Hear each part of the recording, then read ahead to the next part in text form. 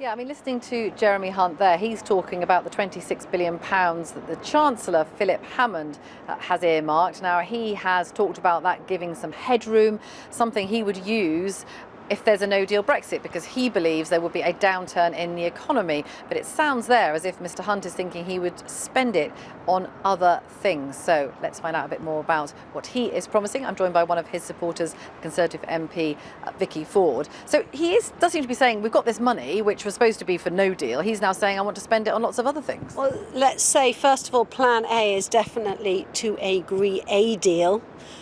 Plan B is to also make sure that one is properly prepared in the case of no deal.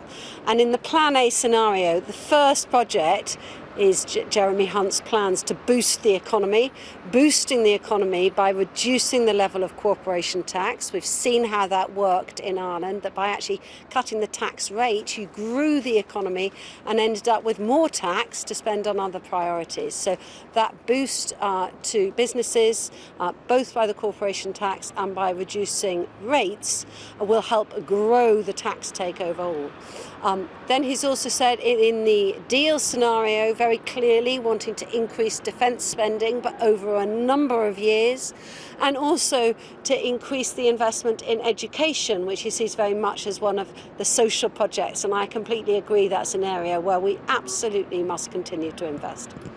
But if there isn't a deal, he has said today very clearly that he would decide at the end of September whether there's a deal to be had, whether a deal could go through Parliament. If not, he would ramp up those no-deal preparations. I mean, that's where the money's going to end up going, isn't it? Well, he's very clear that you cannot continue to kick the can down the road, and that's what's been happening and is so frustrating. And even for people like myself who really believe that leaving with a deal is the best outcome, I do see the risks that that might not be possible if the EU just refused to budge anymore and if Parliament refused go to along budge. with a no-deal Brexit. But I think the important thing is to be really, really prepared. And that's what I like about the speech that Jeremy gave today. Detailed preparations and thinking through the impact on farmers, on fish, on small businesses, those industries that would be most hit by tariffs, and making sure that we can use part of that no-deal chest that Philip Hammond has set aside to wrap around that support in order to stop the economic dive. And as an economist, I absolutely see that.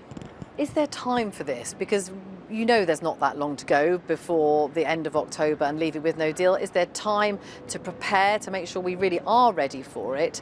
And secondly, he talks about an emergency budget. I mean, budgets take weeks and weeks and weeks to prepare. You can't just do that at the last moment. Yeah, but we've got to have a budget anyway. You know, we've got to have an autumn budget anyway. So you normally have it the first week in September. We need to be prepared for the different eventualities here. You know, this has always been the most complicated negotiation of a generation. I personally believe that the EU is much more likely to move in these negotiations if they see someone like Jeremy Hunt, the Foreign Secretary that they see as trusted and credible in the actions that he has already been doing on the international stage.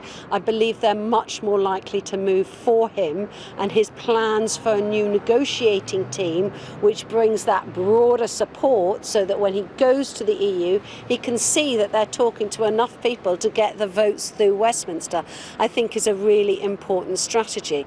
Plan A is to leave with a deal.